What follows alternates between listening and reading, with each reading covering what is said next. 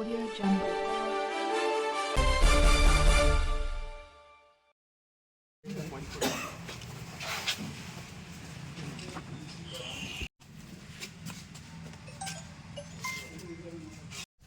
Karimnagar parliament సభ్యులు కేంద్ర సహాయ హోంమంత్రి బండి సంజయ్ గారు కరీంనగర్లో ఆర్ఓబి మీద రివ్యూ మీటింగ్ పెట్టుకుంటా కేటీఆర్ గారు కేసీఆర్ గారి పైన కొన్ని అనవసరమైన ఆరోపణలు చేయడం జరిగింది. వారు ఏం మాట్లాడుతాడు, ఈ ఫార్ములా కేసులో ఎందుకు రేవంత్ రెడ్డి కేటీఆర్ గారి మీద యాక్షన్ తీసుకుంటలేరని ఒకటి, అవినీతి విషయంలో నేను కేసీఆర్ గారి కుటుంబం కల్లకుంట్ల కుటుంబం పైన నేను పోరాటం చేస్తా రెండు, అదేవిధంగా కాంగ్రెస్కి కేసీఆర్ గారు కప్పం కడుతుందని చెప్పి ఒక అనవసరమైనటువంటి ఆరోపణలు చేశారు. వాటిని మేము తీవ్ర స్థాయిలో మేము ఖండిస్తాం. ఫస్ట్ నేను బండి సంజయ్ గారిని ఒకటే అడుగుతున్నాను, మీరు ఒక కేంద్ర హోంశాఖ మంత్రిగా మీరు ఉన్నారు. నిన్న కాకుండా 2 రోజుల కిందనే కేటీఆర్ గారి మీద ఒక లేనిపోని ఒక అభియోగం పెట్టి ఈ ఫార్ములా కేసులో ఏమి లేని కేసు హరాస్మెంట్ చేద్దామనే ఉద్దేశంతో రేవంత్ రెడ్డి రివెంజ్ పాలిటిక్స్లో భాగంగా ఆయన మీద కేసు పెట్టి ఏసీబీ కోర్టు నోటీస్ కూడా వచ్చింది. ఏసీబీ నుంచి ఏసీబీలో కూడా మన కేటీఆర్ గారిపై సమర్థవంతంగా ఎటువంటి భయం లేకుండా జవాబు చెప్పుకొని రావడం జరిగినది. ఇవన్నీ నీ కళ్ళకు కనబడట్లేదు. ఫస్ట్ నేను ఏమడుతున్నా అంటే, బండి సంజయ్ గారు, షామీర్పేటలో ఒక పోలీస్ అకాడమీ ఉన్నది. మీరు ఆ పోలీస్ అకాడమీ పోయి కేంద్ర హోం సహాయ మంత్రిగా మీరు ఉన్నారు కదా, అసలు ఫస్ట్ అక్కడ పోయి మీరు ఈ యొక్క పోలీసుల పనితీరు మీద మీరు ఒక అవేర్నెస్ తెచ్చుకోవాలి. అసలు ఎఫ్ఐఆర్ అంటే ఏంది, నోటీసులు అంటే ఏంటివి, ఛార్జ్షీట్ అంటే ఏంది, కన్విక్షన్ అంటే ఏంది, అక్విటల్ అంటే ఏంటిది, బెయిల్ అంటే ఏంది, యాంటిసిపేటరీ బెయిల్ అంటే ఏంది, వీటన్నిటి మీద అక్కడ ఒక ఎస్ఐఓ కానిస్టేబుల్ తోటి ఒక 10 నిమిషాలు కూర్చొని ఫస్ట్ మీరు నాలెడ్జ్ తెలుసుకోండి. మీరు ఏదైనా మాట్లాడే ముందు మీరు కేంద్ర హోం సహాయ మంత్రి అనే విషయం గుర్తుంచుకొని మాట్లాడితే బాగుంటుంది. మీకు తెలియదు అంటే నిజంగా కూడా మీరు ఒక హోం సహాయ మంత్రి కదా. కేటీఆర్ గారు ఈ రాష్ట్రంలో పెట్టుబడి పెట్టాలి ఎలక్ట్రిక్ వెహికల్స్ అని చెప్పి ఈ ఫార్ములా రేస్ తీసుకొచ్చారు. ఆ స్పాన్సర్స్ ఎవరైతే ఉన్నారో వాళ్ళు మేము చేయలేని స్పాన్సర్ అంటే హైదరాబాద్లో ఉన్న హెచ్ఎండిఏ నుంచి 55 కోట్ల రూపాయలు డైరెక్ట్గా వాళ్ళకి ఇచ్చి ఆ కార్యక్రమం నడిపిద్దామని ప్రయత్నం చేసింది. అందులో కేటీఆర్ గారు 2 రూపాయలు తిన్నాడా, ఎక్కడ అభియోగాలు పోయినా, కేవలం అంటే కేవలం కేటీఆర్ గారి మీద ఉన్నటువంటి కక్ష సాధింపు చర్యలో భాగం. అది మీకు తెలుసు, మాకు తెలుసు. మరి ఎందుకు అక్కరాని మాటలని మీరు మాట్లాడతారని చెప్పి నేను షూట్గానే ప్రశ్నిస్తున్నాను. ఇప్పుడు కేటీఆర్ గారు రేవంత్ రెడ్డి చిట్టినాయుడు పుట్టినాయుడు సన్యాసం తీర్థం మీకు వచ్చిన నష్టం ఏంటండి? వాళ్ళు చూసుకుంటారు కదా. రెచ్చగొట్టు రాజకీయమా, లేకపోతే నువ్వు ఇండైరెక్ట్గా రేవంత్ రెడ్డి సపోర్ట్ చేస్తున్నావు లోపల ఒప్పందం గురించుకున్నారా, నా గురించి నువ్వు మాట్లాడు, నీ గురించి నేను మాట్లాడాలని చెప్పేసి. కాబట్టి ఇది మంచి పద్ధతి కాదని చెప్తున్నాను. ఇవాళ బండి సంజయ్ గారి పాలసీ ఏంటంటే, గొర్రె మంద పోతుంటుంది. ఒక్క గొర్రె ఎటు పోతే ఆ మిగతా గొర్రె అంటే పోతాయి. ఆ గొర్రె మంచిగా పోతుందా చెడు పోతుందా అని చెప్పి చూడదు రెండో గొర్రె. ఇవాళ బండి సంజయ్ అంతే, ఎవడేం మాట్లాడితే ఓ 2 రోజుల తర్వాత ఏం మాట్లాడతారు.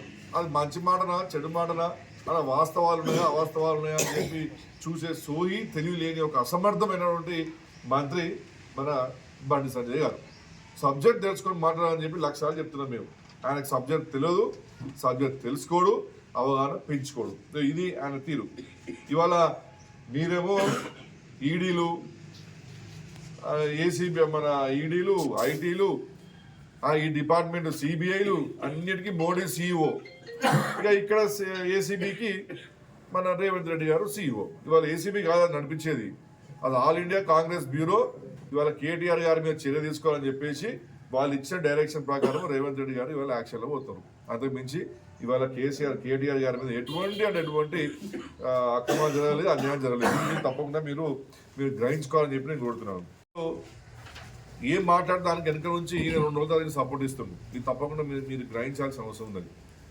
ఇవాళ ఢిల్లీ కప్పం కడుతున్నా అని చెప్పి ఇవాళ కేటీఆర్ గారు మన రేవంత్ రెడ్డి గారు మీద అభియోగం చేస్తున్నాడు. ఎవరు, బండి సంజయ్ గారు. మా కేసీఆర్కి ఏమవసరం అండి ఢిల్లీకి కాంగ్రెస్ కప్పం కట్టడానికి? కాళ్ళు మొక్కి వేలు మొక్కి చెప్పులు మోసి అదాని అంబానీ దగ్గర కప్పం తీసుకొని మీరు మంత్రి పదవులు తెచ్చుకున్నారు, మేం కాదు. పెద్ద పెద్ద ఇండస్ట్రీస్ మీకు కడుతున్న కప్పాలు, మేం కాదు. మా కేసీఆర్ గారు కప్పం కట్టాల్సిన అవసరం కర్మ పట్టలేదు, మాకు అవసరం లేదు. కాలు మొక్కింది, చేతులు మొక్కింది, చెప్పులు మోచింది మీరా మేమా? నీ మంత్రి పదవి కోసం బూట్లు లాగిన చరిత్ర నీది, మాది కాదు. ఇవాళ మన కేసీఆర్ గారు ఒక హోందాతనం మెయింటైన్ చేసే నాయకుడు. ఆయనకు ఎవరికి అప్పం కట్టాల్సిన అవసరం లేదు. ఇది మీరు గ్రహించుకోవాలి, మీ వాటర్లు వెనక తీసుకోవాలని చెప్పి కూడా నేను కోరుతున్నాను. ఇవాళ అసలు బండి సంజయ్ గారికి కేటీఆర్ గారికి ఏమైనా పోలుకుందండి? ఎక్కడన్నా నక్కకు నాగలోకం అంత పోలుకున్నది.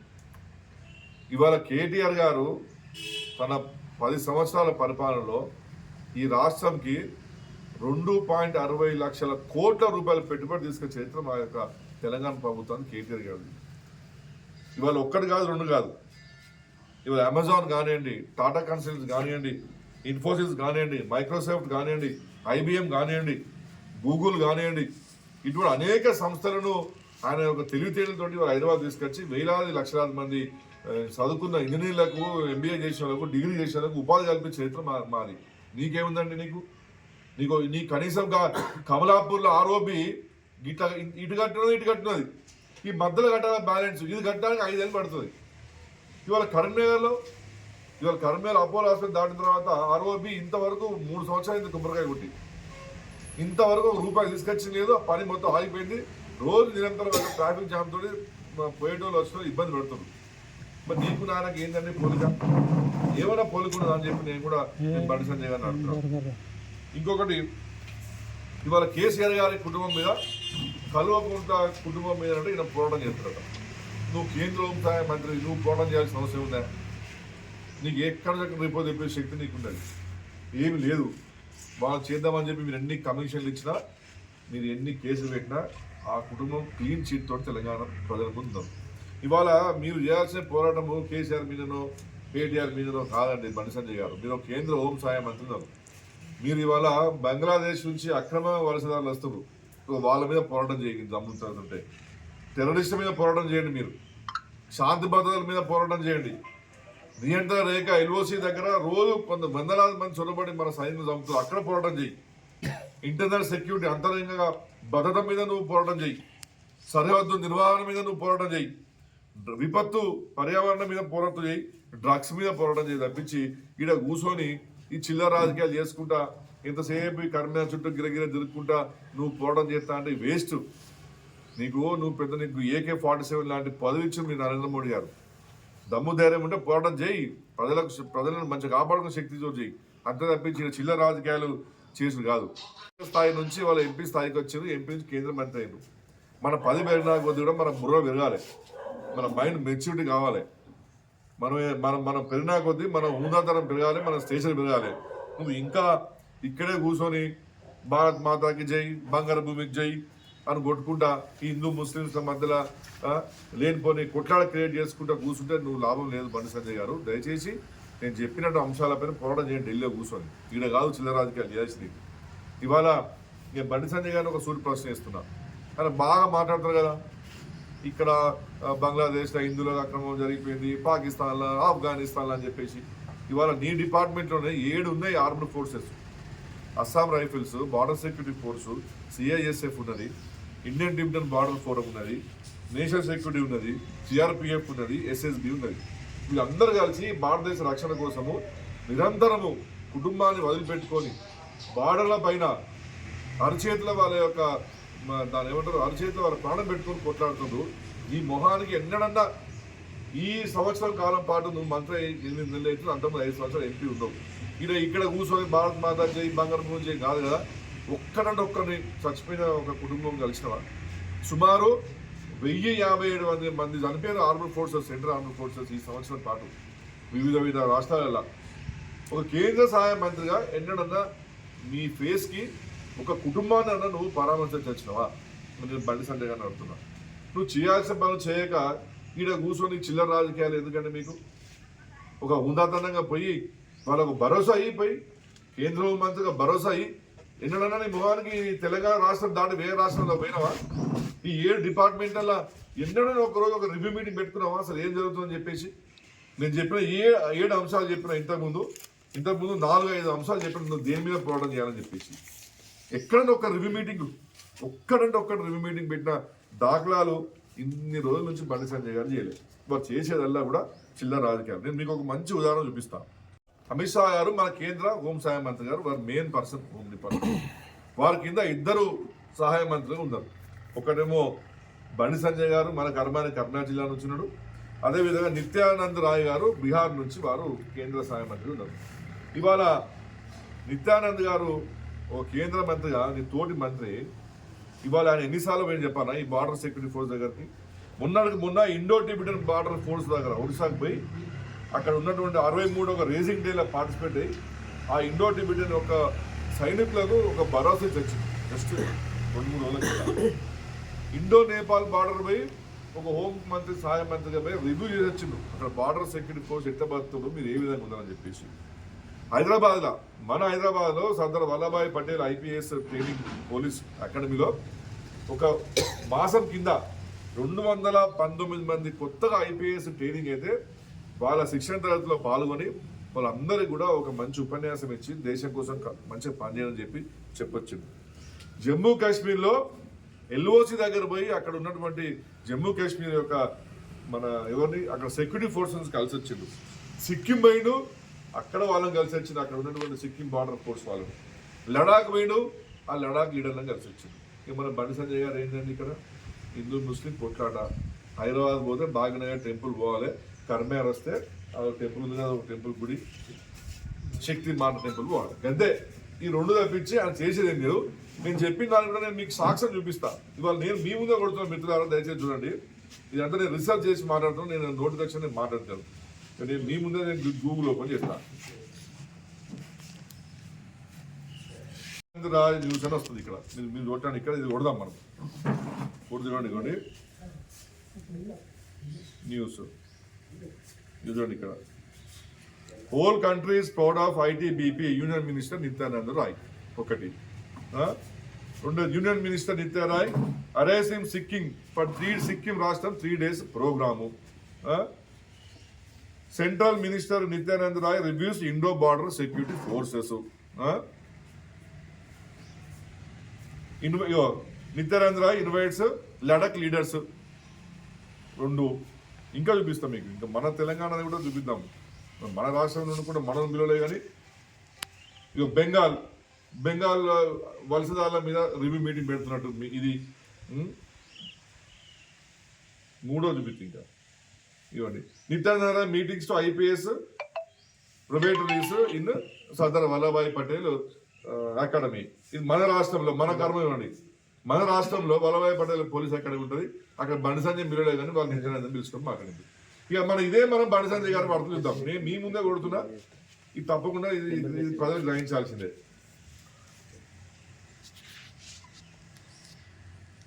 ఇక మనం బండి సంజయ్ గారు చదువుతాం, ఏమవుతుంది చూడండి వార్తలు ఎంత గొప్పగా ఉండదు మన చరిత్ర. మనం వార్తలకు కొడుతున్నా. ఇక న్యూస్ చూద్దాం. ఇక్కడ మన బండి సంజయ్ గారు ఏం మాట్లాడుతున్నారు. ఇక బండి సంజయ్ కేటీఆర్ అయినా స్వతంత్ర సంయోధుడా. 1. కాంగ్రెస్ టీఆర్ఎస్ కుమ్ముకు రాజకీయాలు. 2. సీఎం రేవంత్ రెడ్డి కేటీఆర్ ఒక్కటే బండి సంజయ్. ఇంకోటి, ఆ డబ్బుల మాట ఏంది అంతా బయట పెడతా. 3. కేసీఆర్ కుటుంబాన్ని బీజేపీ వదిలిపెట్టదు. 4. కేసీఆర్ ఢిల్లీ వెళ్ళి కాంగ్రెస్ కప్పం కడుతుండు. 5. ఎక్కడన్నా రేవంత్ రెడ్డి కేంద్ర బండి సంజయ్ బహిరంగ సవాలు. ఎక్కడన్నా ఒక కేంద్ర సహాయ మంత్రి హోదాలా ఒక్క వార్త ఆయన గూగుల్లో కానీ యూట్యూబ్లో కానీ కొడితే నేను గిన్ని చెప్పిన విషయాల్లో ఎక్కడ బండి సంజయ్ గారు పాత్ర ఉందా? నేను భారత మాతాకు చేయి, బంగారు భూమి చేయి కాదు. నువ్వు భారత మాతాకు చేయి అంటే వాళ్ళకి సహకారం చేయి. వాళ్ళకు అక్కడ ఫెసిలిటీస్ ఏమి ఉన్నాయి పాపం. లక్షలాది మంది, వేలాది మంది ఈ భారత మాతను కాపాడడం కోసం ప్రాణాలు అర్పిస్తే వాళ్ళకి సహకారం, వాళ్ళకి ఏమైనా సదుపాయాలు పంచుకునే వాళ్ళ కుటుంబ సభ్యులు ఎట్టారు. చచ్చిపోయినటువంటి మా జవాన్లకు 5 ఎకరాల గవర్నమెంట్ భూమి ఇవ్వాలి. ఆ భూములు ఇస్తుందా, ఇస్తలేరా? గవాడి మీద రివ్యూ చేయవా స్వామి. ఈ పొద్దుస్థానం ఈ కర్మేర చుట్టూ ఊరుకుంటే అంతఃపురంలో కూర్చొని రాజు యుద్ధం చేసినట్టు నీ యొక్క వ్యవహారము. నీకు చిత్తశుద్ధి ఉంటే నిజంగానే అయినా నువ్వు ఈ భారత మాత తల్లి మీద నీకు బాగా ప్రేమ ఉంటే, దమ్ముంటే, ధైర్యం ఉంటే ఇస్లామిక్ టెర్రరిజం మీద పోరాటం చేయి. కూర్చొని కొట్లాడు, రివ్యూ మీటింగ్ పెట్టు. అదేవిధంగా సిక్ సెపరేటిస్ట్ ఉన్నారు. మాకు సెపరేట్ పంజాబ్ కావాలని చెప్పి సిక్కు రాష్ట్రంలో పంజాబ్లో వేరుపాటుదారులు చొరబాటు అక్కడ చాలా ఇబ్బంది పాలు చేస్తారు. సో వాటి మీద నువ్వు పోరాటం చేయి. లెఫ్ట్ వింగ్ టెర్రరిస్ట్ మీద కొట్లాడబెట్టుకో. అంతే తప్పించి నీకు ఇచ్చిన పదును పక్క పెట్టేసుకొని ఇక నేను ఇంకా కర్మాలయం గిరిగిరి దిక్కని తిట్టుకుంటా, కేసీఆర్ తిడతా, కేటీఆర్ తిడతా అనేది మాత్రం మంచి పద్ధతి కాదు. ఇప్పటికైనా మీ వైఖరి మార్చుకోండి. నీ లేనిపోని అవయవాలు పెట్టకండి. ఒక హోం మంత్రిగా, ఒక సహాయ మంత్రిగా నీ స్టేచర్ పెంచుకొని కర్మేర ₹4 తీసుకురా. ఇక ₹100 తీసుకొచ్చి నీ శక్తి లేదు, కానీ కనీసం ఆ కమలాపూర్లోనైనా ఆ మిగిలిపోయిన ROB అని కంప్లీట్ చేయి, లేదా ఈ కర్మేల దిగగుంటపల్లిలో ROB అని కంప్లీట్ చేసి సరిపోతుంది నీ వంతుకు. అంతకు మించి ఈ కర్మేర జిల్లాకు, కర్మేర నియోజకవర్గానికి బండి సంజయ్ గారు ఏమంటే ఏమి చేయలేరు. ఇప్పటికైనా నేను బండి సంజయ్ గారు నేను చెప్తున్నాను, పిచ్చి పిచ్చిగా మీరు కేటీఆర్ గారి మీద, కేసీఆర్ కుటుంబం మీద మాట్లాడితే మాత్రం ఊరుకునే ప్రసక్తి లేదు. రానున్న రోజుల్లో మీ వైఖరి మార్చకుంటే మీరు టీఆర్ఎస్ పార్టీ, బీఆర్ఎస్ పార్టీ తరఫున తీవ్రమైనటువంటి వ్యతిరేకతను నిలిచాము చూస్తాం. ఖబర్దారు బండి సంజయ్ గారు అని చెప్పి కూడా నేను ప్రెస్ ద్వారా బండి సంజయ్ గారు తెలియజేస్తున్నాను. అంతేకాకుండా కూడా వారు తలబెట్టిన 2 చట్టాలు ఉన్నాయి కదా, BNSS, ఆ 2 పుస్తకాలనే బండి సంజయ్ గారు పంపుతాను. దయచేసి తెలుసుకోండి జర ఈ యొక్క క్రిమినల్ సిస్టమ్ ఎట్లా పనిచేస్తుంది విషయం కూడా వారికి 2 పుస్తకాలు నేను పంపిద్దామని డిసైడ్ అయింది.